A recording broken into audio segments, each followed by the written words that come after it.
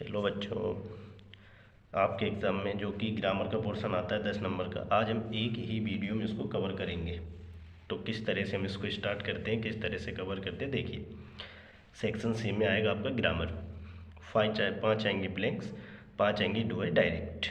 सबसे पहले हम ब्लैंक्स का टॉपिक लेते हैं। ब्लैंक्स में हम ये जानते हैं सबसे पहले कि सब्जेक्ट वर्ब एग्रीमेंट क्या होता है, सब्जेक्ट के साथ वर्ब कैसे लगाते हैं। देखिए, कुछ सब्जेक्ट्स बनाए गए हैं जैसे जिन्हें हम सिंगुलर सब्जेक्ट कहते हैं, यानी कि साथ सिंगुलर वर्ब लगती है। सिंगुलर सब्जेक्ट होते कौन कौन से हैं, जैसे ही, सी, इट, नेम।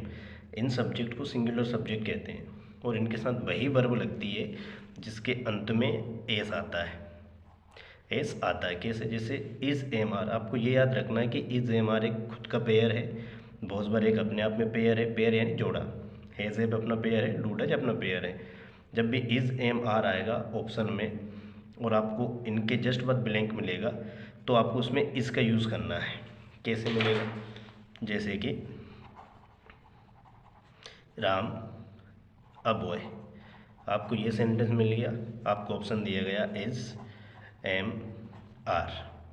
तब आपको देखना है कि सिंगुलर सब्जेक्ट है, उसके साथ वही वर्ब आती है जिसके अंत में यस होता है, तो इज आंसर आ जाएगा। अगर आपको ये ऑप्शन ना दिए जाए, इसकी जगह दे दें बोझ बर, तब आपका आंसर क्या रहेगा, बोझ आपका आंसर होगा।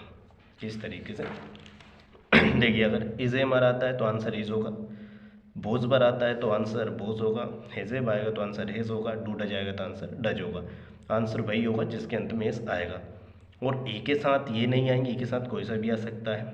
अर्थात ई, सी, इट, नेम के तुरंत बाद यदि खालिस्तान हो तो उस खालिस्तान में वह वर्ब आती है जिसमें एस लगाओ। कैसे, ही ए बॉल। अब आपके सामने ये दे दिया ही यह है, इसके साथ पीछे जो ऑप्शंस हैं जस्ट बाद वर्ब भी आती है, तो उनमें से हमें आंसर वो देना है जिसमें एस लगाओ, जिसमें जैसे इसमें एस लगा है।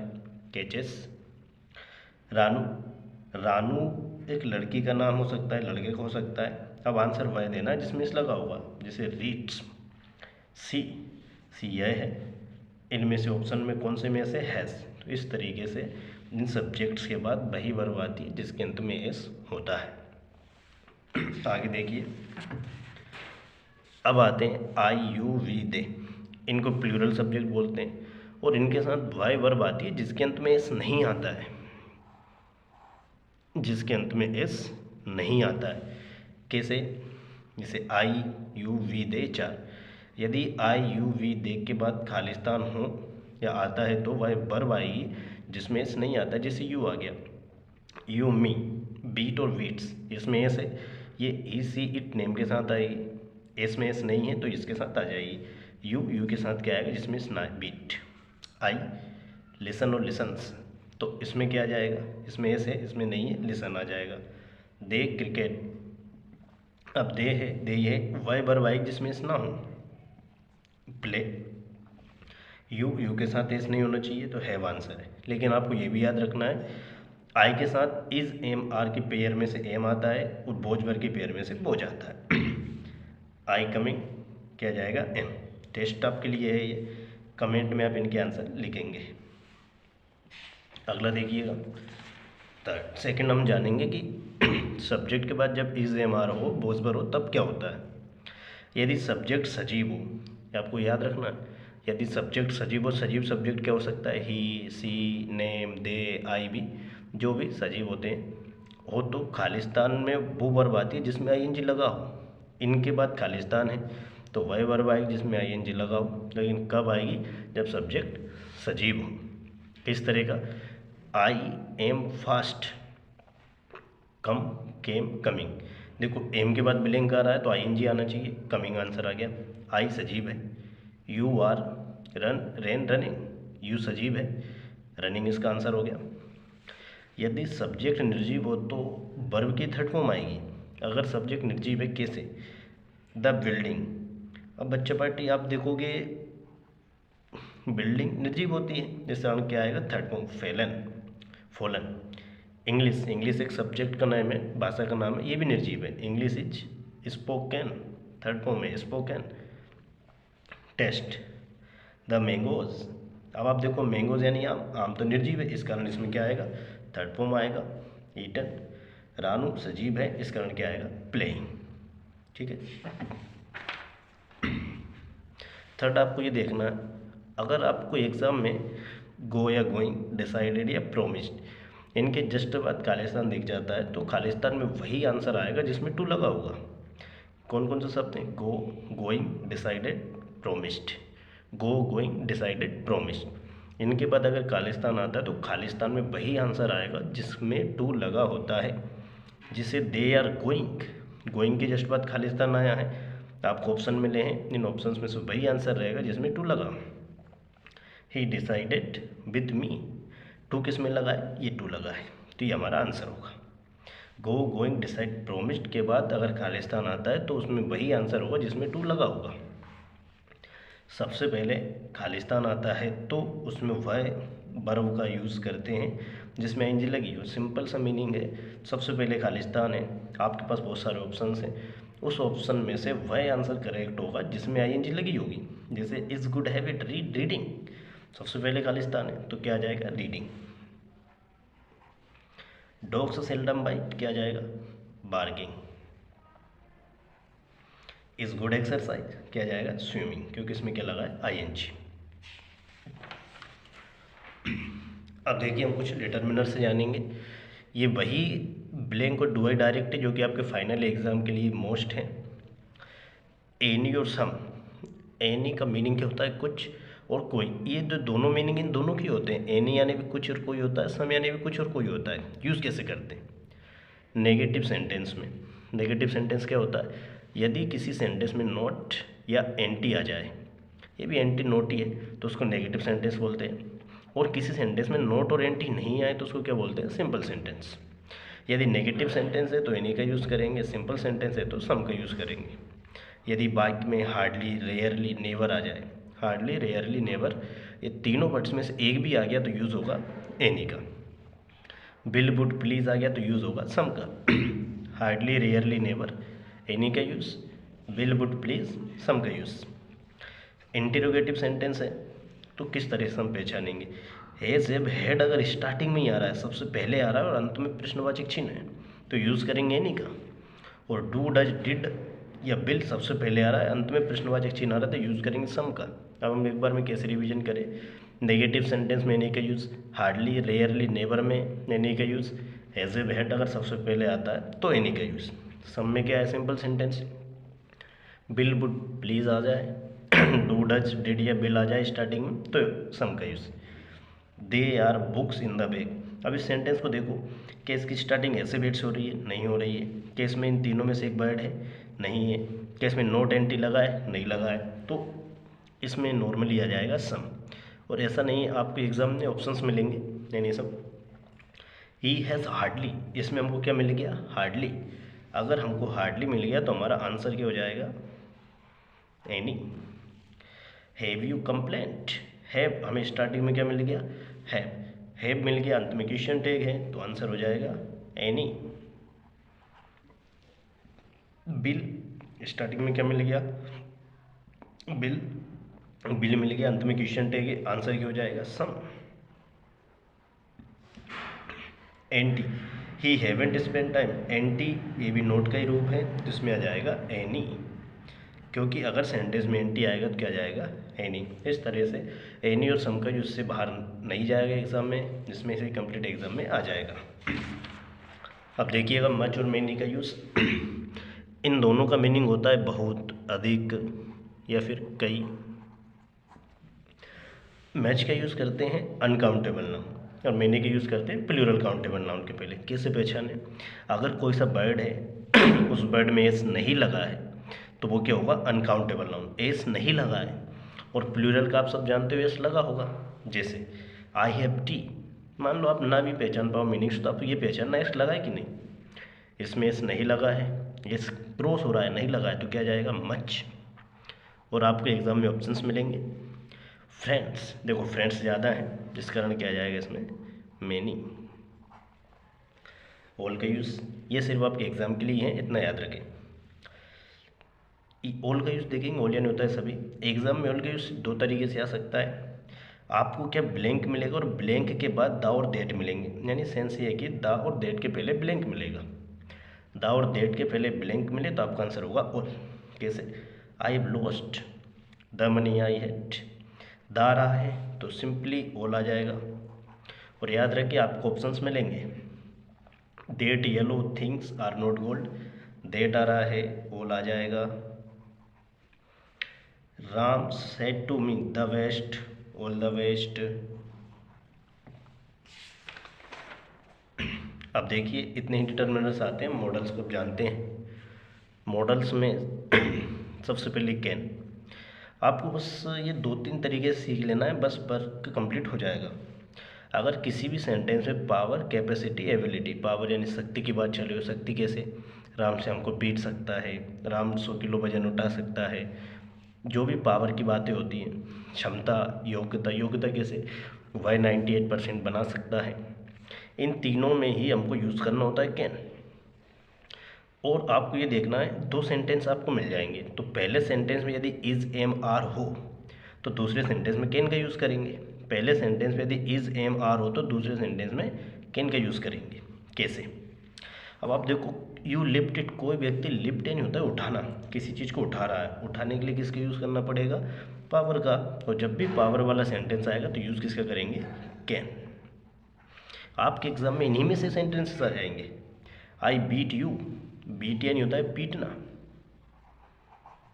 अगर कोई किसी को पीटेगा तो उसके लिए शक्ति चाहिए, तो इसमें क्या जाएगा? Can. I can beat you. He is very strong, यदि 2 सेंटेंस हो, फुल स्टॉप किस तरफ वाला फर्स्ट, ये वाला सेकंड, यदि 2 सेंटेंस हो, अगर पहले सेंटेंस में इज़ हो तो दूसरे सेंटेंस में किसका यूज़ करेंगे? कैन का। इज़ की जगह एम और आर भी आ सकता है, पर आपके एग्जाम में इज़ ही आता है। मैं देखो मे का यूज़ कैसे करते हैं? अगर खालिस्तान के जस्ट बाद आई है, खालिस्तान के जस्ट बाद आई है तो उसमें मे का यूज़ करेंगे। किसी भी वाक्य में यदि टुडे, संडे, ये 7 का मतलब है 7 दिन, टुडे हो, संडे हो, तब भी हम मे का यूज़ करेंगे। किसी भी वाक्य में ब्लेस आशीर्वाद, कर्स यानी श्राप, प्रे यानी प्रार्थना, विश यानी इच्छा की बात हो, इनके अंत में ऑप्टेटिव मार्क यानी ये वाला मार्क आ जाता है। कैसे पहचानेंगे?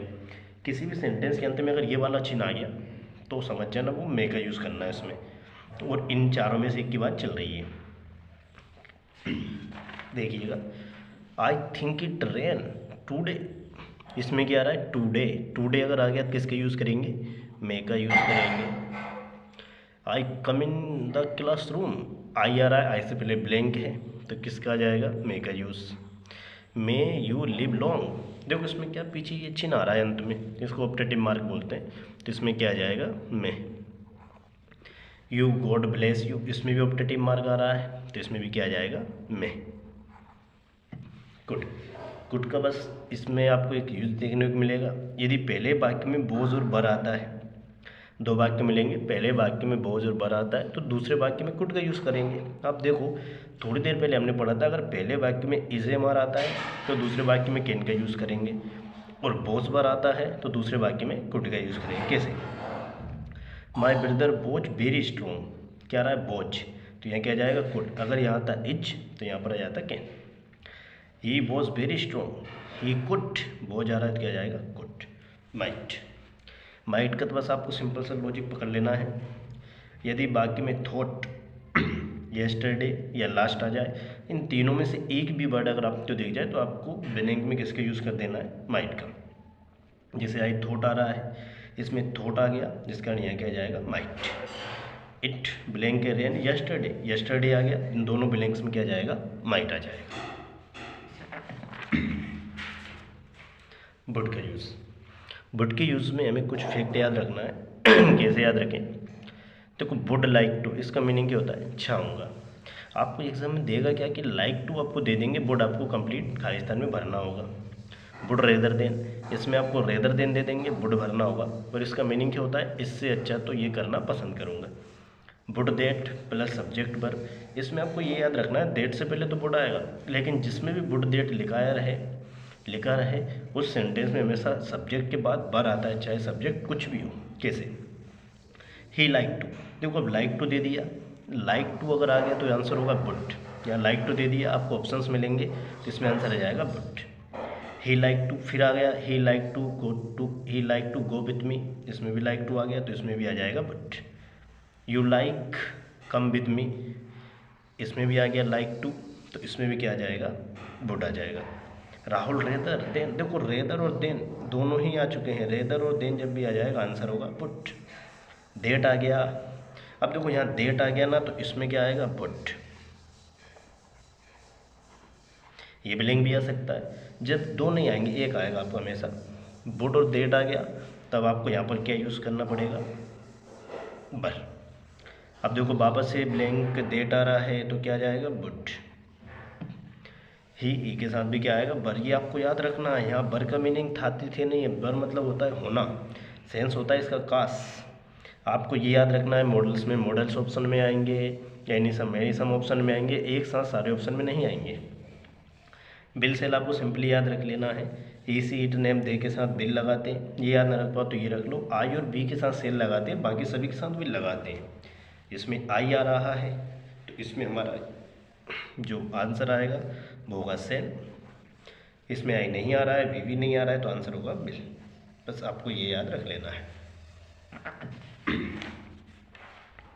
तो वो शुड और मस्ट बिल्कुल लॉजिकली है। अगर इनका मीनिंग होता है, शुड का मीनिंग होता है चाहिए, मस्ट का मीनिंग होता है ज़रूर चाहिए। शुड का यूज़ कैसे करें, अगर आपको एडवाइस या सजेस्ट, एडवाइस और सजेस्ट ये दो वर्ड सेंटेंस में देखने को मिलते हैं या स्मोकिंग देखने को मिलता है तो हम शुड का यूज़ करेंगे। और एक पेयर होता है लेस्ट शुड, इसका मीनिंग होता है कहीं ऐसा ना हो, आपको लेस्ट मिलेगा और आपको यूज़ किसका करना है, शुड का यूज़ करना है। ये आपके होगा एडवाइस, सजेस्ट, लेस्ट, स्मोकिंग, 4 वर्ड से याद रखो, एडवाइस, सजेस्ट, लेस्ट, स्मोकिंग। मस्ट में क्या याद रखना है, मस्ट में अगर आपको कि रोड की बात चल रही हो, एनवायरनमेंट की बात चल रही है, एनवायरनमेंट यानी पर्यावरण, स्कूल की बात हो, ट्रैफिक की बात हो, आर्मी की बात हो, या किसी सेंटेंस में सोल्जर्स के बारे में कहा जा रहा हो तो किसका यूज़ करेंगे, मस्ट का। आपको ये भी याद रखना है, यदि खालिस्तान के बाद टू आ जाए तो बाकी में किसी भी तरह की बात हो ओट का यूज़ होगा, क्योंकि ये पेयर ही होता है ओट टू। अब देखिए जरा, B follow the rules of traffic, आपको इसमें ऑप्शंस मिलेंगे, आपको ये देखना इसमें क्या आ रहा है, ट्रैफिक। ट्रैफिक क्या आंसर हो जाएगा, मस्ट। तो पहले वाले में हमारा आंसर क्या हो जाएगा, मस्ट। एडवाइस, देखो इसमें क्या आ रहा है, advice, be take advice to doctor, advice, advice आ रहा है, जब एडवाइस आएगा तो आंसर हो जाएगा शुड। वर्क हार्ड लेस्ट, देखो इसमें क्या आ रहा है, लेस्ट, लेस्ट आएगा तब भी आंसर क्या हो जाएगा, शुड। टू, देखो ब्लैंक के अगर जस्ट बाद टू है, टू आ रहा है खालिस्तान की जस्ट बाद, तो ओट आंसर में आएगा, तो आंसर क्या हो जाएगा, ओट। स्मोकिंग आ रहा है, इसमें आंसर क्या हो जाएगा, शुड। और आपके एग्जाम इन 5 वाक्यों में से ही एक वाक्य आ जाएगा। अब जरा कुछ यूज़ और देखो आप। ये मॉडल्स का लास्ट है, यूज टू और कुड। इसका मीनिंग होता है आदत थी, किया करता था। इनके प्रयोग में हमेशा 2 वाक्य आते हैं।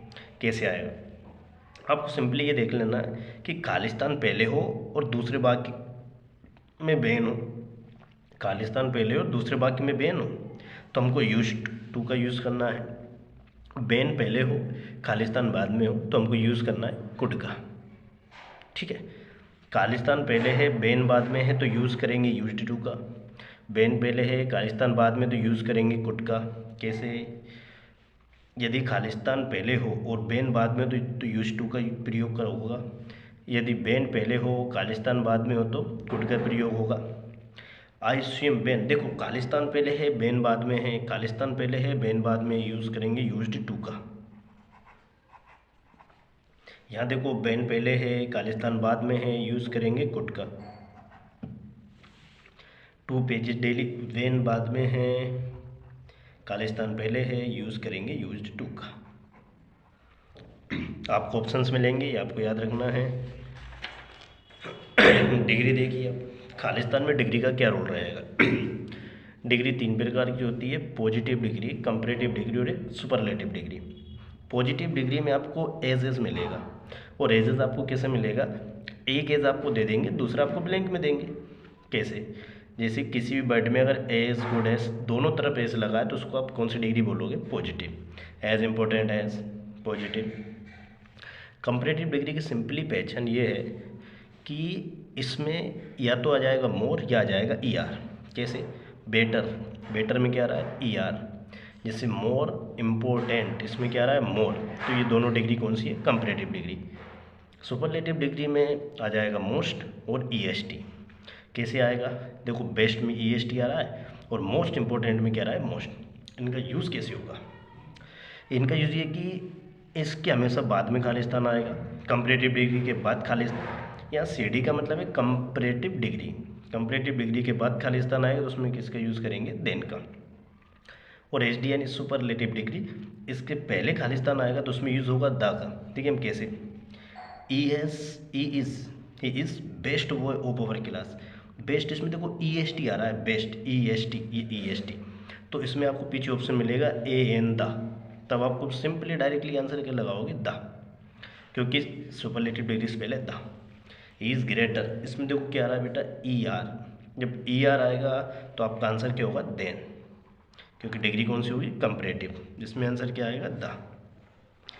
इट इज़ होटेस्ट, देखो ई एस टी आ रहा है, ई एस टी, तब भी आंसर क्या होगा? द। इज, देखो एज गुड, आपको समझ जाना है कि एक एज दे दिया तो आपको एक और लगाना है, positive degree. You are more, देखो जब मोर लग रहा है, मोर लग रहा है तो यही मोर है, इसमें आंसर क्या होता है? देन। तो क्या जाएगा? देन। राहुल इज मोस्ट, देखो मोस्ट आ रहा है तो क्या जाएगा? द। सुपरलेटिव डिग्री में द, कंपैरेटिव में देन और इसमें एज। तीनों ही आंसर आपके सामने हैं। अब देखो आर्टिकल हम कुछ ही वर्ड्स में जान लेते हैं completely. Article a in the, कैसे? सबसे पहले हम देखेंगे ए और एन का यूज़, दोनों का मीनिंग होता है। देखो बेटा, आपको खालिस्तान दिया जाएगा, खालिस्तान के बाद एक शब्द मिलेगा, उस शब्द को आप हिंदी में लिखना, और हिंदी में लिखने पर अगर उसका पहला अक्षर का, कबूतर से लेके ज्ञानी के बीच में होता है तो आपको खालिस्तान में यूज़ कैसे करना है? ए का। और अगर खालिस्तान के बाद शब्द है, अगर आपको उस हिंदी में लिखा और उसका पहला अक्षर आ से लेके आ, ई, ए, ऐ, अमहा तक अगर है तो आपको यूज़ करना है एन का। कैसे? ई हैज़ 1 रुपी। आप इतना जरूर याद रखें, ए, ई, आई, ओ, यू वाला जो कॉन्सेप्ट होता है वो कॉन्सेप्ट एकदम गलत होता है। इस कॉन्सेप्ट से क्वेश्चंस गलत हो जाते हैं, तो इसको बिल्कुल याद ना रखें। आपको सिर्फ हिंदी में याद रखना है, का से ज्ञा तक अगर कोई सा भी अक्षर आ रहा है तो ए, आ से अमहा तक आ रहा है तो एन। कैसे? He has 1 rupee coin. आपको ये पढ़ना है सिर्फ खालिस्तान की जस्ट बाद वाला। क्या लिखा है? 1, पहला अक्षर क्या है? वाह, इनके बीच में आता है तो क्या आ जाएगा? ए। देखो ये क्या लिखा है? आउल, क्या आता है? आ इधर ये आता है, क्या आ जाएगा? एन। यूजफुल, देखो इसमें क्या आ रहा है? या आएगा तो इसके बीच में आता है, क्या आ जाएगा? ए। एक्सीडेंट, क्या आता है? ए इनके बीच में आता है, क्या जाएगा? एन। प्रीसियस में क्या आ रहा है? प्रा, मतलब पा इनके बीच में आएगा तो आंसर आ जाएगा ए। ऑरेंज में क्या आता है? ओ, तो आंसर क्या आ जाएगा? एन, क्योंकि ओ इनके बीच में आता है।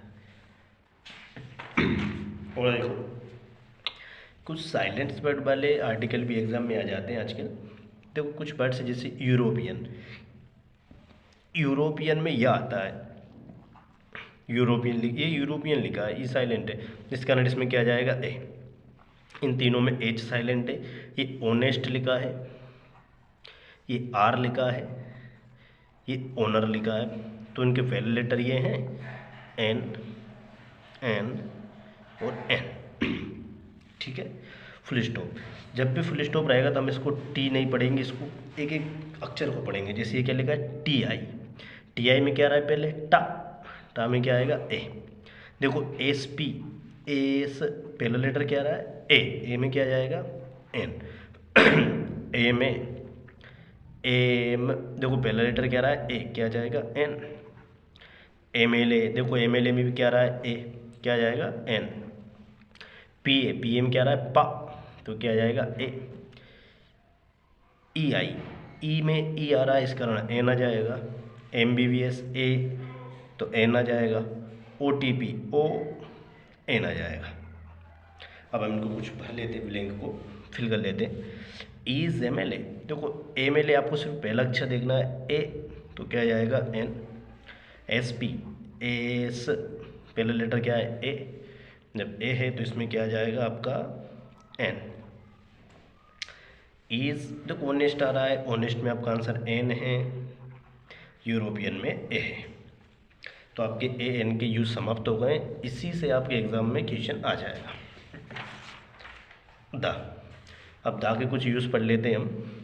सबसे पहले खालिस्तान हो, अगर सबसे पहले खालिस्तान हो तो दा का यूज़ होगा। कैसे? टाइगर इज रनिंग, सबसे पहले खालिस्तान है, आपको AN द ऑप्शन में मिलेंगे, तो दा आंसर हो जाएगा। किसी भी वाक्य में महान स्थानों की बात हो या फिर इनकी बात हो, कैसे? नदियों की बात हो, महलों की इमारतों की बात हो, समुद्र की, ग्रह जैसे अर्थ, तारों की बात हो, किताब या ग्रंथ की बात हो, या पर्वत श्रेणी हो, इनके बारे में डिस्कस हो, तो आपका आंसर होगा द। किसी भी वाक्य में हो विच देट वेयर, हो विच देट वेयर, हो विच देट वेयर, अगर ये आ जाते हैं तब भी हमारा आंसर होगा द। और एक जस्ट हम थोड़ी देर पहले ही इसको सीखे हैं, सुपरलेटिव डिग्री से पहले किसका यूज़ करेंगे? द का यूज़। सुपरलेटिव डिग्री में आपका क्या जाएगा? मोस्ट और EST। अब देखो जरा कैसे, सबसे पहले खालिस्तान है तो दा जाएगा, सबसे पहले खालिस्तान है दा जाएगा। यहाँ देखो सुपरलेटिव डिग्री है, दा जाएगा। ताजमहल एक महल है, ताजमहल एक इमारत है, इसमें दा जाएगा। अर्थ, अर्थ हमारा ग्रह है, इस कारण इसमें दा जाएगा। सन यानी सूरज, इसमें दा जाएगा। I live in building where, देखो इस सेंटेंस में क्या रहा है? वेयर। किसी भी वाक्य में वो विच डेट वेयर हो तो आंसर होगा द। हिमालयास, हिमालयास पर्वत श्रेणी, इस कारण आ जाएगा द। इन सभी में क्या आएगा? द। दा का यूज़ इनफ है, इसमें से ही आपके एग्जाम में आ जाएगा। बच्चों प्रीपोजिशन है, समझिएगा। प्रीपोजिशन बस आपको फैक्ट के अनुसार समझना है, क्योंकि आपके एग्जाम में इन्हीं में से ही आ जाता है। कैसे? अगर आपको बेटा गुड और बैड इसके जस्ट बाद ब्लैंक मिलता है तो उसमें आंसर होता है एट, कुछ नहीं सोचना है, बस उसको आंसर होगा एट। कैसे? He is good English, he is good English. अब आपको यहाँ ऑप्शन मिलेंगे, इन ऑप्शन मिलेगा एट, तो आपको तुरंत समझ जाना है गुड के जस्ट बाद ब्लैंक आ रहा है, at answer. Is bad Hindi, is bad Hindi, अब आपको इसमें ऑप्शन मिलेंगे, एट मिल जाएगा, ऑन मिल जाएगा, इनटू मिल जाएगा, इन मिल जाएगा। तो आपको समझ जाना है कि बैड के बाद ब्लैंक है, तब भी आपका आंसर क्या होगा? एट। गुड बैड के बाद हमेशा आंसर एट। अगला देखिए, अब आपको बेटा मे, इस मे के सेंस में दो यूज़ आ जाते हैं, एक आ जाता है इनका, एक आ जाता है एट का। किसी सिटी या देश का अगर नाम है तो उसमें इनका यूज़ करना है, एड्रेस के साथ हमेशा एट का यूज़ होगा। आपके एग्जाम में एड्रेस लगभग नहीं आता है, हमेशा क्या आता है? सिटी या देश या शहर, यही आते हैं। ही लिव्स इन मुंबई, देखो मुंबई आ रहा है तो इसमें क्या जाएगा? इन। राधिका कॉलोनी, इसमें क्या जाएगा? एट। जैसे भी जिसमें कॉलोनी या नगर आ जाता है वो एड्रेस होता है, पर आपके एग्जाम में एड्रेस वाला नहीं आएगा, हमेशा इन वाला ही आएगा। और समझिए, इन और विथ से एक और यूज़ आता है, यहाँ इन और विथ का मीनिंग होता है से। Knife pen pencil, knife pen pencil, ये तीनों वर्ड्स के साथ अगर ये सिंगल आ रहे हैं तो इनका यूज़ होगा। अगर ये इनके साथ ए आ रहा है, a knife, a pencil, a pen, a pencil, अगर ए आ रहा है तो यूज़ होगा विथ का। कैसे? ही राइट्स पेंसिल, इसमें ए नहीं आ रहा है तो यूज़ होगा इनका। ही राइट्स ए पेंसिल, ए आ रहा है तो यूज़ होगा विथ का। अब आपको इसमें ऑप्शंस में मिल जाएंगे, जैसे कि यहाँ आपको ऑप्शन मिल जाएगा इन, विथ। बस यही आपको कंफ्यूज नहीं होना है। आर्टिकल अगर ए आता है तो यूज़ होगा विथ का, नहीं आता है तो यूज़ होगा इनका, इसमें इन आ जाएगा और इस वाले में विथ आ जाएगा। ठीक है? ये और देखो बेटा, डाई, एक ऐसा सेंटेंस जिसमें हमेशा एक वर्ड आना ही आना है, डाई यानी मरना। तीन तरीके से आपका ये ब्लैंक बन सकता है। फर्स्ट, जिसमें कि हम ऑफ का यूज़ करें, सेकंड जिसमें हम फ्रॉम का यूज़ करें, थर्ड जिसमें हम इनका यूज़ करें। कैसे? अगर किसी व्यक्ति की मृत्यु बीमारी से हो रही है, जैसे कैंसर, मलेरिया, कोरोना, कोई सी भी बीमारी हो, पर वो बीमारी होना चाहिए, तो हमको यूज़ करना है ऑफ का। अगर किसी व्यक्ति की मृत्यु accident, battle, bore, accident, battle, bore, accident जानते हो, बेटल यानी युद्ध, बोर यानी युद्ध, इनसे अगर मृत्यु हो रही है और इनमें मृत्यु हो रही है तो इन, और इनके अलावा किसी अन्य कारण से हो रही हो तो फ्रॉम। जैसे suicide, heart attack, heart attack एक बीमारी नहीं है, ओवर ड्रिंकिंग, ओवर ड्राइविंग, किसी भी कारण से हो रही है तो फ्रॉम, बीमारी से हो रही हो तो ऑफ। पर आपके एग्जाम में जो क्वेश्चन आएगा वो बीमारी का ही आएगा। देखिए कैसे, ही डाइड, इसमें एक कॉमन वर्ड आएगा, डाइड आने ही आना है। He died over drink, over driving, ये ड्राइविंग बीमारी नहीं है, इन तीनों में से भी एक भी नहीं है, तो आंसर आपको हो जाएगा इसमें from. He died malaria, malaria बीमारी है, आंसर हो जाएगा ऑफ। सुसाइड, सुसाइड कोई बीमारी नहीं है, आंसर हो जाएगा फ्रॉम। एक्सीडेंट, आंसर हो जाएगा इन। एक और देख लो आप, से, टू और देन। अगर आपको खालिस्तान दिया गया, खालिस्तान के जस्ट पहले ओ आर वाला वर्ड है, जैसे सुपीरियर, जूनियर, तो उस खालिस्तान में टू का यूज़ होगा, और इस बार ये आना ही आना है, वेरी वेरी मोस्ट है। और खालिस्तान के पहले ई आर वाला वर्ड है तो आना है देन। आपको ये जरूर याद रखना है कि प्रीफर में ई आर आता है, लेकिन प्रीफर एकमात्र ऐसा वर्ड है जिसके साथ टू आना है, और बाकी सभी ई आर में देन आना है। प्रीफर में भी ई आर आ रहा है, पर आप याद रखो प्रीफर के साथ टू आना है, बाकी ई आर के साथ देन आना है, चाहे वो कोई सा भी आ जाए। देखिए अब इज जूनियर, ओ आर आ रहा है तो टू आंसर, जूनियर में ओ आर आ रहा है तो टू आंसर, प्रीफर आ रहा है, ई आर ने देखना है प्रीफर, तब आपका भी आंसर होगा टू। अब देखो फास्टर, इसमें ई आर आ रहा है तो then answer.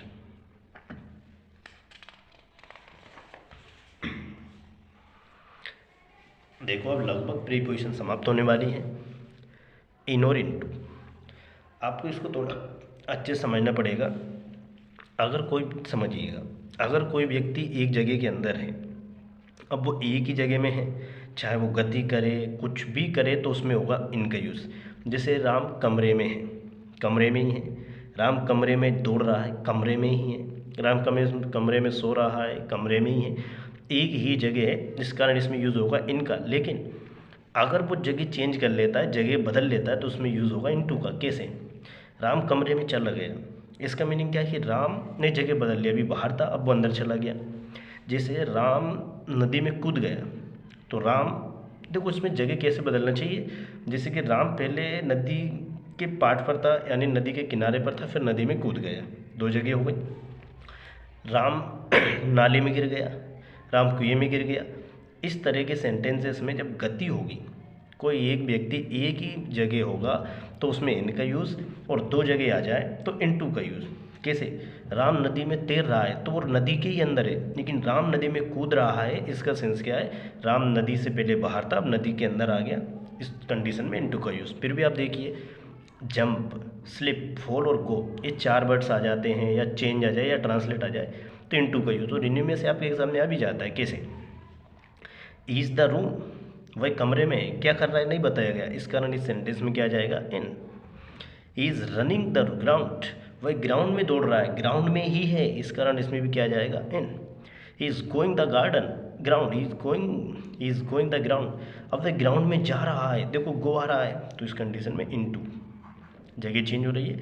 Is swimming in the river, वह नदी में तैर रहा है, तो नदी में ही है, इन। और वह नदी में कूद रहा है, जंप आ रहा है, जंप, इसमें क्या जाएगा, इनटू। ट्रांसलेट, देखो इसमें ट्रांसलेट आ रहा है, क्या जाएगा, into.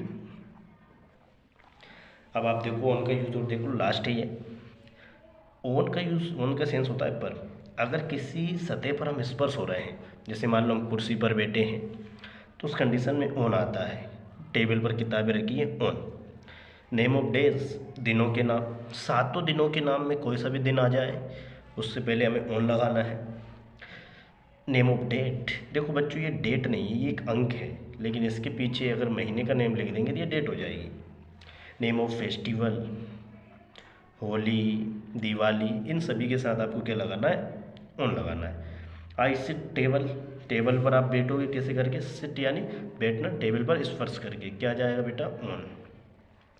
I will go to America, 2 जुलाई, देखो बेटा ये 2 जुलाई जो लिखा है, 2 जुलाई, ये एक डेट है, इस कारण इसमें क्या जाएगा, ऑन। दिवाली एक त्यौहार है, क्या जाएगा, ऑन। बच्चों इतने जो हमने भी ब्लैंक कंप्लीट किए हैं, इन्हीं ब्लैंक्स में से आपके एग्ज़ाम में 5 ब्लैंक्स आ जाएंगे। अब आपके आते हैं do as direct. Do as direct हम कैसे सीखें, क्या करें? तो डू एज डायरेक्ट की स्टार्टिंग होती है टेंस से। आज हम टेंस बिल्कुल ही सिंपल तरीके से एग्ज़ाम में जो आएंगे उनको कैसे हल करना है सीख जाएंगे। टेंस में बस आपको ये याद रखना है कि सब्जेक्ट, वर्ब और ऑब्जेक्ट। सब्जेक्ट सबसे पहले आता है, उसके जस्ट बाद आने वाली वर्ब होती है, वर्ब के जस्ट बाद आता है वो ऑब्जेक्ट होता है। आपको ये याद रखना है कि टेंस को चेंज करने के लिए सिर्फ आपको एक वर्ड बदलना होगा, वो होगा वर्ब, और कुछ नहीं बदलना है। जिसे Ram is going to Mumbai change into present indefinite. बस आपको देखो ये दो वर्ब हैं, एक हेल्पिंग वर्ब है, एक मेन वर्ब है, इनको ही चेंज करना है, प्रेजेंट इंडेफिनिट में करना है। तो बस आपको क्या लिखना है, गोज, बाकी सब सेम रहेगा। टू मुंबई सेम है, इधर राम भी सेम है। टेंस में बस आपको ये सीखना है कि सिर्फ वर्ब को ही बदलना है, बाकी कुछ नहीं बदलना है। अब आप देखो कैसे, ये हम पहले भी सीखे थे कि ई सी इट नेम के साथ वह वर्ब आती है जिसमें एस लगा होता है। आई यू वी दे के साथ वह वर्ब आती है जिसमें कभी भी एस नहीं लगा होता है, एस नहीं हो, क्रॉस का मतलब नहीं हो।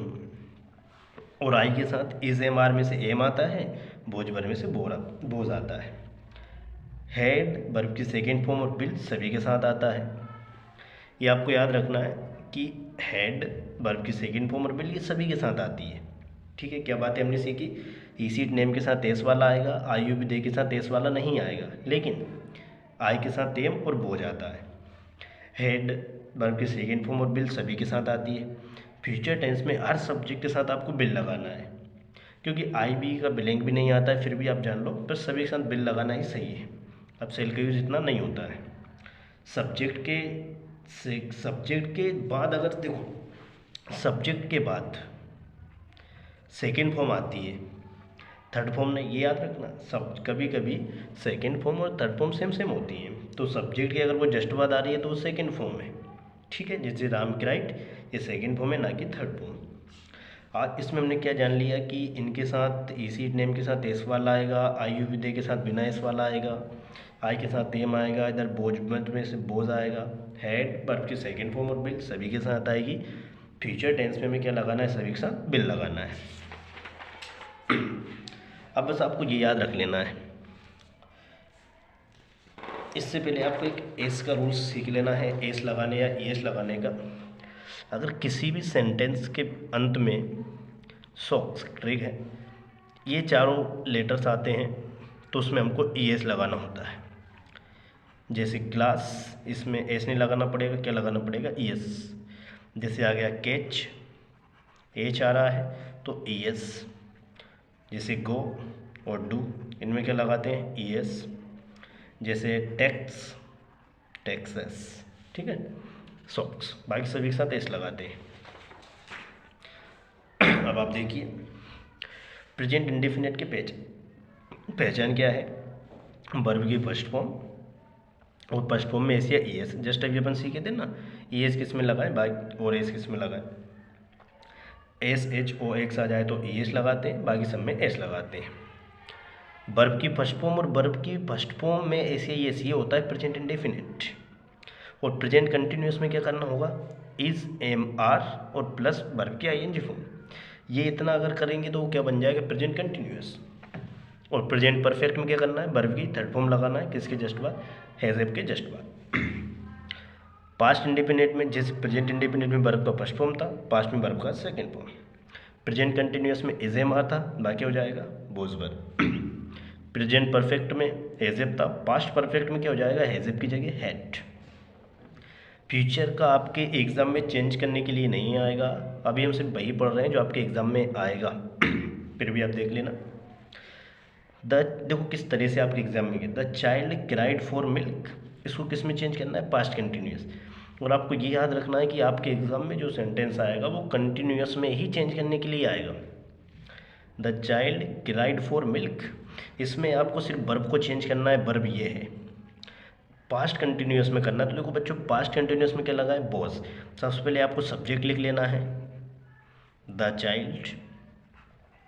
हाँ, तो चाइल्ड के साथ क्या लगेगा, बॉज। क्राई है, इसमें देखो क्या करना है, आईएनजी लगाना है, तो crying.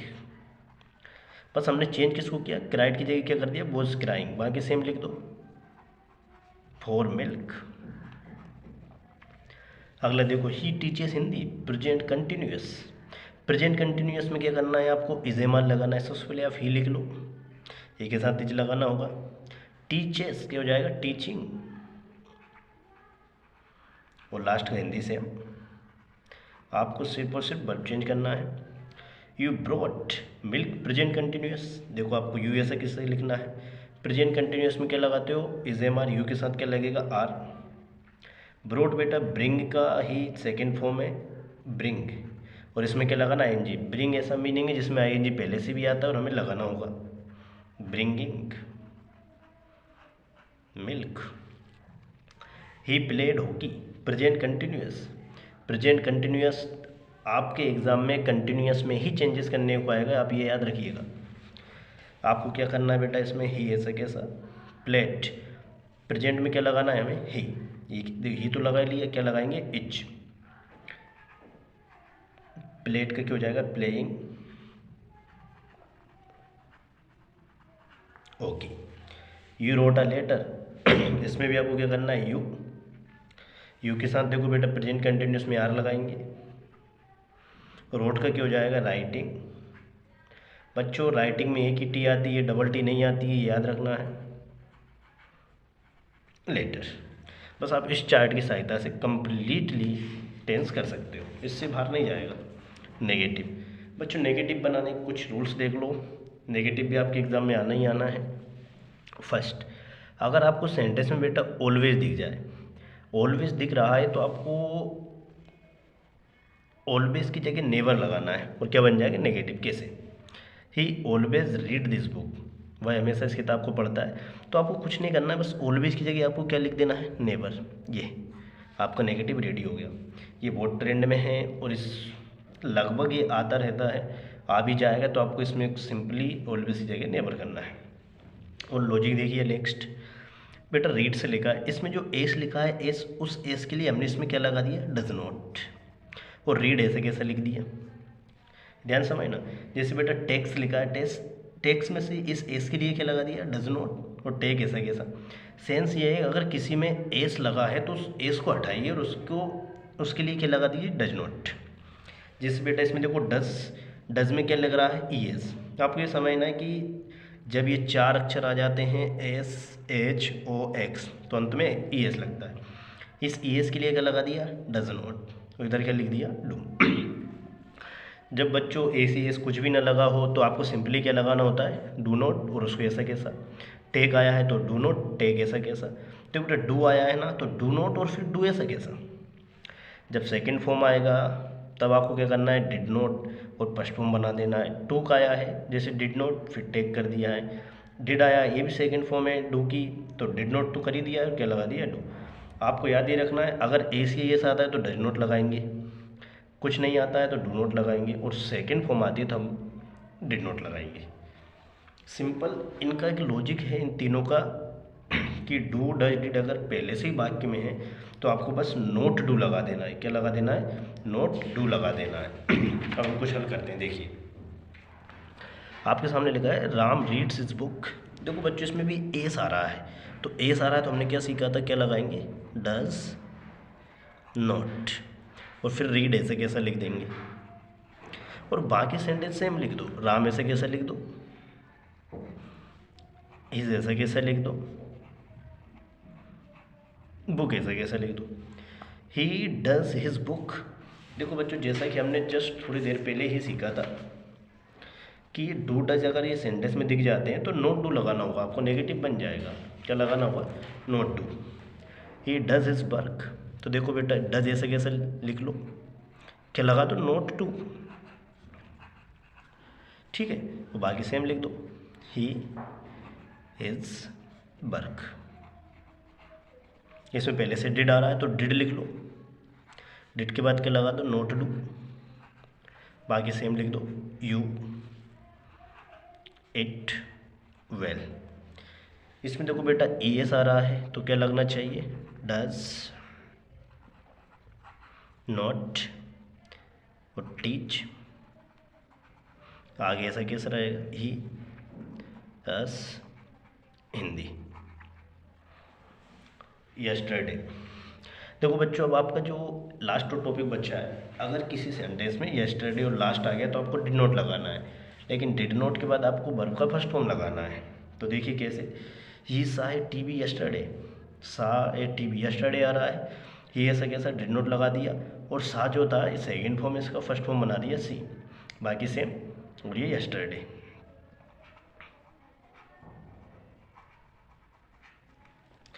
You cut a tree last night, last आ रहा है तो वापस देखो, you did not cut a tree last night. Cut का सेकंड फॉर्म भी कट होता है, फर्स्ट भी कट होता है, पर इसमें लास्ट आ गया, इस कारण हम पहचान गए कि इसमें क्या लगाना है, डिड नॉट।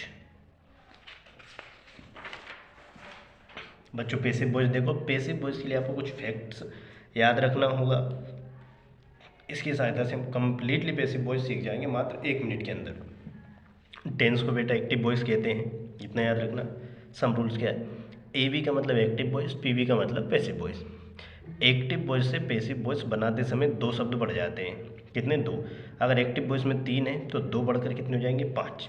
4 है तो 2 बढ़कर कितने हो जाएंगे, 6। और 5 है तो 2 बढ़कर कितने हो जाएंगे, 7। पहला रूल्स ये, कितने शब्द बढ़ जाएंगे, 2। बिना हेल्पिंग वर्ब के पैसिव वॉइस नहीं आएगा, बिना हेल्पिंग वर्ब के पैसिव वॉइस नहीं आएगा। हेल्पिंग वर्ब क्या है, is, am, are, was, were, has, have. बिना हेल्पिंग वर्ब के पैसिव वॉइस नहीं आएगा। पहला रूल्स क्या था, कितने शब्द बढ़ जाएंगे, 2। बिना हेल्पिंग वर्ब के पैसिव वॉइस नहीं आएगा।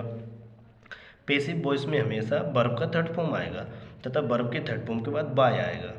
कितना याद कर लिया हमने, पैसिव वॉइस में हमेशा 2 शब्द बढ़ेंगे। पैसिव वॉइस बिना हेल्पिंग वर्ब के नहीं आएगा। पैसिव वॉइस में हमेशा वर्ब की थर्ड फॉर्म आएगी और वर्ब की थर्ड फॉर्म के बाद बाय आएगा। कैसे, रिटर्न्ड बाय, टेकन बाय। और देखो बच्चों, आपको दिया जाएगा सब्जेक्ट, वर्ब, ऑब्जेक्ट। ऑब्जेक्ट को आप आगे लाओगे, सब्जेक्ट को आप पीछे ले जाओगे, वर्ब का बना दोगे थर्ड फॉर्म, और थर्ड फॉर्म के जस्ट बाद बाय, और यहाँ लग जाएगा हेल्पिंग वर्ब। तो इस तरह से देखो बेटा, 3 से कितने हो गए, 5। ऑब्जेक्ट आगे आ गया, सब्जेक्ट पीछे चला गया, वर्ब का बन गया थर्ड फॉर्म, और इसके जस्ट बाद हमने क्या लगा दिया, बाय, और लग गया हेल्पिंग वर्ब। बस यही रूल्स हैं। सबसे पहला रूल्स, 2 शब्द बढ़ जाएंगे, बिना हेल्पिंग वर्ब के नहीं आएगा, वर्ब का थर्ड फॉर्म लगेगा और उसके जस्ट बाद बाय लगेगा, और सब्जेक्ट ऑब्जेक्ट और ऑब्जेक्ट सब्जेक्ट बन जाएगा, और वर्ब पर भी हमेशा थर्ड फॉर्म आएगी। अब देखो बच्चों, किस तरह से हम सीखें। यदि किसी वाक्य में हेल्पिंग वर्ब नहीं है तो अगले टेंस की हेल्पिंग वर्ब लगाते हैं। ऐसा सिर्फ 2 ही जगह होता है। कैसे, जब वर्ब की फर्स्ट फॉर्म और फिफ्थ फॉर्म आए। फिफ्थ फॉर्म का मतलब बेटा ये कि अगर किसी में ऐसे आ जाता है तो उसको फिफ्थ फॉर्म कहते हैं, जैसे गोज, टैक्स। अगर बेटा वर्ब की फर्स्ट फॉर्म है और वर्ब की फिफ्थ फॉर्म है तो हमें इज, एम, आर का यूज़ करना है तथा वर्ब की थर्ड फॉर्म लगाना है। वर्ब की फर्स्ट फॉर्म है, वर्ब की फिफ्थ फॉर्म है, तो हमें क्या लगाना है, इज, एम, आर, और वर्ब का थर्ड फॉर्म लगाना है। कैसे, अगर कहीं पर ऐसा आ गया टैक्स, तो इसका आपको क्या करना है, इज, एम, आर, तीनों में से कोई एक लगेगा और टेक का थर्ड फॉर्म हो जाएगा टेकन, ये याद रखना है। और बच्चों, अगर वर्ब का सेकंड फॉर्म है तो बोझबल लगेगा और क्या लग जाएगा, थर्ड फॉर्म। यदि वाक्य में पहले से ही हेल्पिंग वर्ब हो तो उसी वाक्य की हेल्पिंग वर्ब लग जाती है। देखो बच्चों, आपको पेयर याद रखना है। अगर किसी सेंटेंस में आ रहा है इज, तो एम, आर, इन तीनों में से एक लगेगा। किसी सेंटेंस में आ रहा है बोझबर, तो इन दोनों में से ही एक लगेगा। किसी सेंटेंस में आ रहा है हैज़, तो इन दोनों में से ही एक लगेगा। ठीक है, अब देखिए, अगर बच्चों एक्टिव वॉइस में आपको हैज़ बात मिलता है तो आप पैसिव वॉइस में क्या करोगे, हैज़, हैव सब्जेक्ट के अनुसार लगा के क्या लगा देना है उनकी जस्ट बाद, बीन। और बच्चों सेकंड ये कहता है, इसको हम शक्तिमान रूल्स भी बोलते हैं, कि किसी में आईएनजी लगा है तो आप क्या करोगे, जो आईएनजी दिख रहा है ना उसको ऐसे क्रॉस कर कर क्या लगा देना उसके स्थान पर, बिंग। और ये जो वर्ब है उसके स्थान पर क्या लगा देना है, थर्ड फॉर्म। जैसे रीडिंग आया है तो बच्चों हमने देखो आईएनजी के लिए क्या लगा दिया, बिंग। और रीड का थर्ड फॉर्म रीड ही होता है, बोलते रीड है। ईटिंग का क्या हो गया, बिंग, और ईट का क्या बना दिया, ईटन। ठीक है, जैसे आपके सामने आ गया टेकिंग, तो आपको आईएनजी हटाकर क्या कर देना है, बिंग, और टेक का क्या कर देना है, टेकन।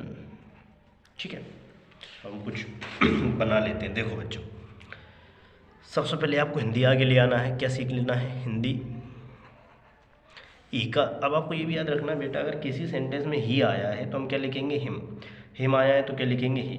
अगर सी आया है तो हर लिखेंगे, हर आया है तो सी लिखेंगे, यू आया है तो यू लिखना होता है, दे आया है तो देम लिखेंगे, देम आया है तो दे लिखेंगे, वी आया है तो अस लिखेंगे, अस आया है तो वी लिखेंगे, आई आया है तो मी लिखेंगे, और मी आया है तो आई लिखेंगे।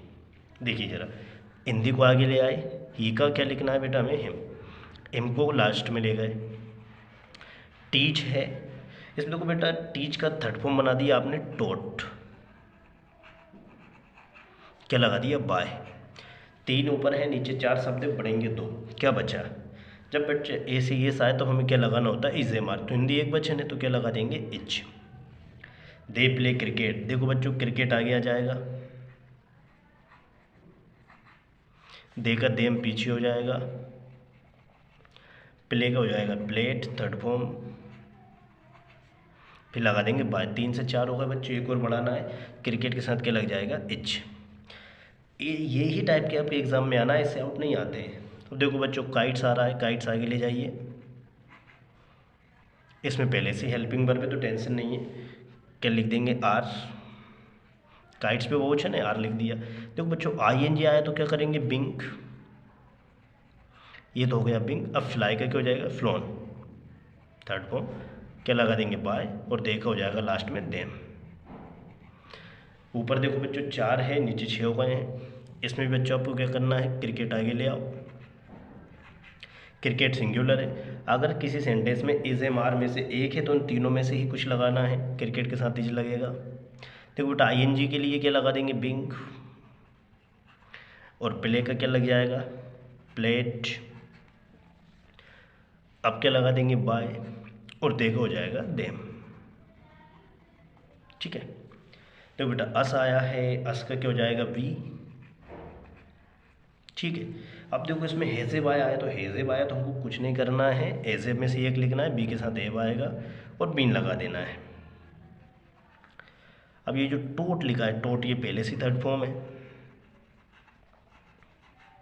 क्या लगा देंगे बाय, और ये का हो जाएगा हिम लास्ट में।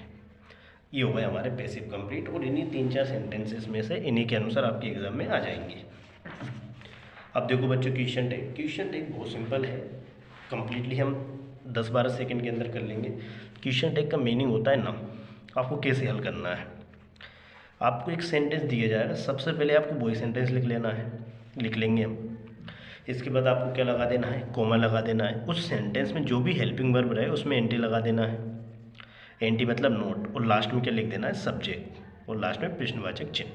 कैसे, ही इज़ गोइंग, तो बेटा हमने सबसे पहले इज़ गोइंग लिख लिया, इसमें हेल्पिंग वर्ब क्या है इज़, तो इज़ लग लिया, इज़ लिख लिया, और इसमें क्या लगा दिया एंटी हो गया इज़ेंट, और ही ऐसा कैसा। अब ये सेंटेंस दिया है यू वर रीडिंग, इसका हमको बनाना है क्वेश्चन टैग। एग्जाम में देंगे आपको पीछे लिख के मैं question tag change into question tag, तो सबसे पहले आप सेंटेंस लिख लो यू वर रीडिंग, कोमा लगा लो, इसमें देखो हेल्पिंग वर्ब क्या है बर, बर लिख दो, एंटी लगा दो, और बेटा यू का यू लिख दो, लास्ट में question tag. She has a pen, sentence completely लिख लो,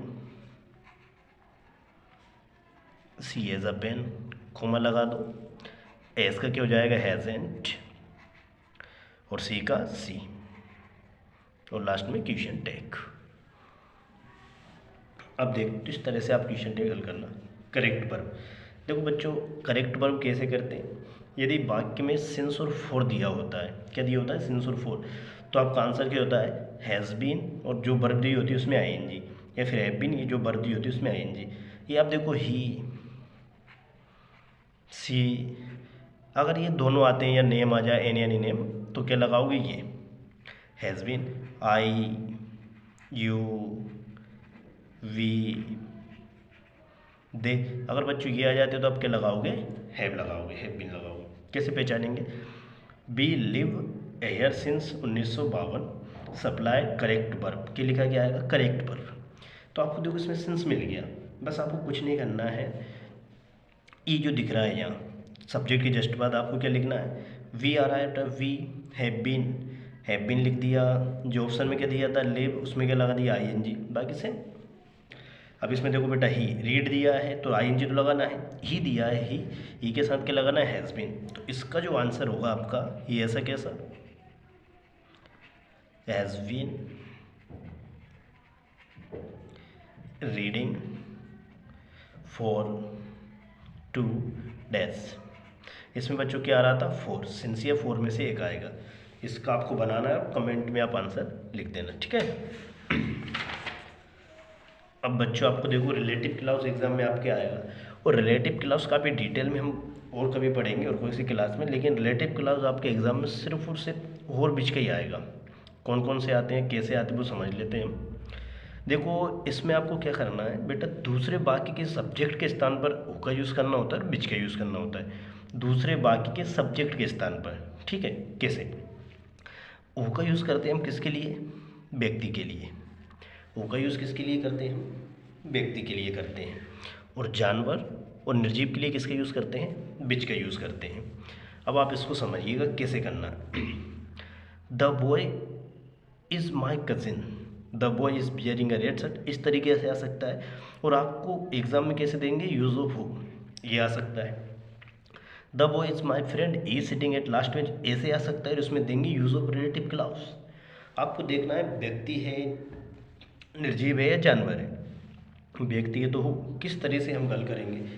आपको बच्चों सबसे पहले तो दूसरे बाकी के सब्जेक्ट के स्थान पर, देखो इसका दूसरा बाकी का सब्जेक्ट ये है, यानी इस पर ऐसा बॉक्स लगा लेना है, और ये व्यक्ति है, तब आपको क्या लिख देना है, हो।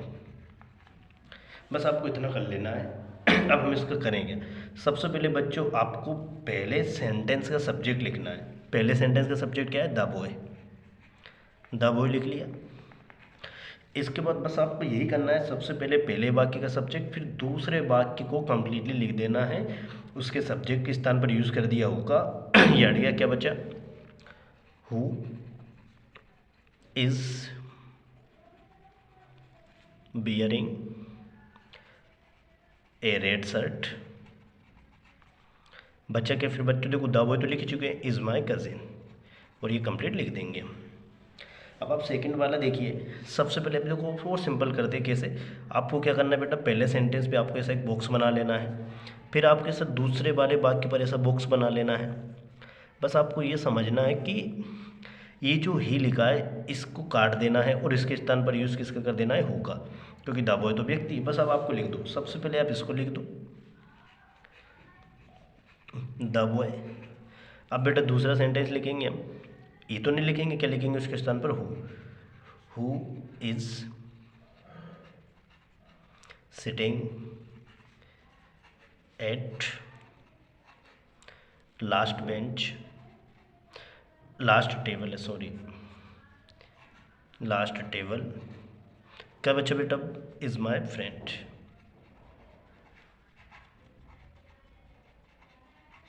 इज माई फ्रेंड, ये करते हैं। देखो बच्चों लिखा है द बैग, बैग तो निर्जीव है, तब आपको क्या करना है, सबसे पहले द बैग लिखना है, ये द बैग। अब दूसरे वाक्य में जाइए, इट के स्थान पर क्या लगाना है बेटा, बिच, बिच इज येलो, क्या बचा, इज माइन। अब बच्चों देखो अगला सेंटेंस, इसमें आपको क्या करना है, द डॉग, द डॉग क्या है बेटा, जानवर है, द डॉग। अब इसको हटा देंगे यहाँ से, इसके स्थान पर लिख देंगे बिच इज बार्किंग,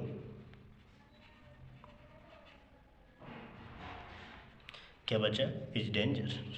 बच्चों ये क्वेश्चन आप सभी के लिए है, इसका आंसर आप कमेंट बॉक्स में लिख देना। देखो बच्चों लास्ट टॉपिक बचा है अपने ग्रामर का, और कंप्लीट हो जाएगी कंजंक्शन। बेटा कंजंक्शन में ज़्यादा कुछ नहीं है, आपको सो दैट का यूज़ सीख लेना, आपके एग्जाम में निश्चित आना है। इसके 2-3 तरीके हैं, देखते हैं। सो दैट यानी होता है इतना कि वाक्य में से वेरी को हटाकर सो लगाते हैं, तथा फुल स्टॉप हटाकर दैट लगाते हैं। कैसे, is very miser, he can not buy a mobile. बेटा ये जो वेरी दिख रहा है इसके स्थान पर लग जाएगा सो, ये जो फुल स्टॉप दिख रहा है इसके स्थान पर लग जाएगा दैट, और बाकी सारा सेंटेंस हम सेम लिख देंगे, he is so miser that he can not buy a mobile. ऐसे आएगा एग्जाम में, रीराइट यूजिंग सो दैट, यानी रीराइट यानी होता है दोबारा लिखिए यूज़ करके सो दैट कर। यदि वाक्य में वेरी ना हो तो इज एम आर के बाद सो का यूज़ करते हैं। यदि वाक्य में वेरी ना हो तो इज एम आर तीनों में से कुछ एक आएगा, उसके बाद हमें सो लगाना है। कैसे? इज डेंजर, इसमें देखो वेरी नहीं है, इज एम आर के बाद करेंगे, इसके जस्ट बाद यहाँ कर देंगे, is so danger, full stop के स्थान पर दैट, फुल स्टॉप के स्थान पर दैट पता ही होगा, ही can not save me, complete लिख सकते हैं। अब बच्चों ये डेंजर यूज़ आ जाता है, इसको अक्सर बच्चे गलत करके आते हैं। आपको ये कैसे समझना है, सिंपली सीख लो, सिर्फ आपके एग्ज़ाम के लिए है। टू आता है उसके स्थान पर हमें सो लगाना है, और ये टू आता है उसके स्थान पर हमें डेट ही कैन नॉट लगाना है।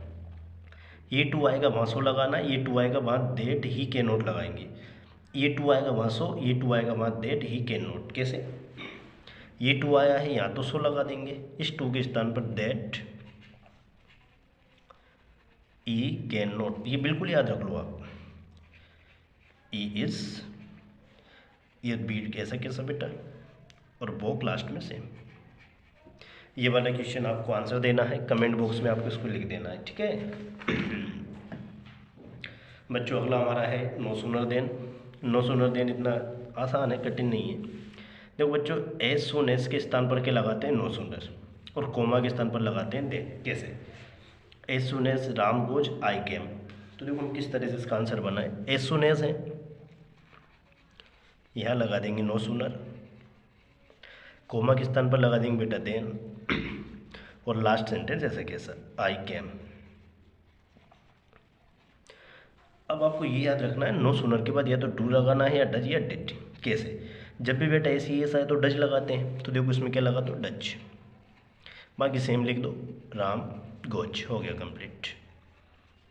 इसमें देखो बेटा एज सुन एज के स्थान पर क्या लगाना है, नो सूनर, यहाँ क्या लगा देंगे, देन, देन है ये, आई केम।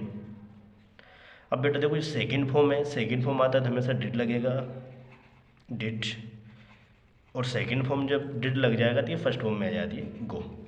बच्चे इनका आंसर आपको कमेंट बॉक्स में दे देना है। आइदर और, बच्चों आइदर और का यूज़ बहुत सिंपल है, किस तरीके से हम सीखेंगे देखिए। जो अलग अलग होते, दो वाक्य आपको देंगे, उनमें जो अलग अलग रहेंगे उनके पहले बेटा आइदर लगाना है तथा बीच में और लगाना है।